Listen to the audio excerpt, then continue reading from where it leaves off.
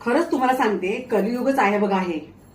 आता तुम्ही म्हणाल असं का बोलते, का नको बोलू. अहो, आजकाल किती काय काय वाईट गोष्टी घडतायत. आमच्या वेळी असं काही सुद्धा नव्हतं. मुली तर ना अगदी पाहिजे तिथे फिरायच्या, पाहिजे त्या घरात जायच्या. पण मला आठवत नाही कधी कुठला वाईट प्रसंग घडला म्हणून. पण आता अहो, मुलगी 10वीला 12वीला असते तरी सुद्धा आयांना त्यांच्या शाळेमध्ये कॉलेजमध्ये सोडायला जावं लागतं. अहो, काय परिस्थिती आली आहे ही.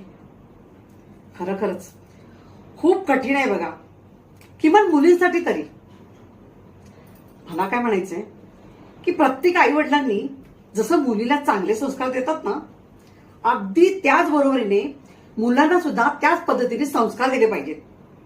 आणि मला खात्री आहे, जर आई वडिलांनी मुलांना चांगले संस्कार दिले तर नक्कीच ह्या जगामध्ये कधीही वाईट प्रसंग असे घडणार नाहीत.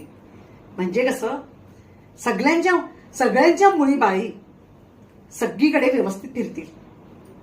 बरोबर की नाही.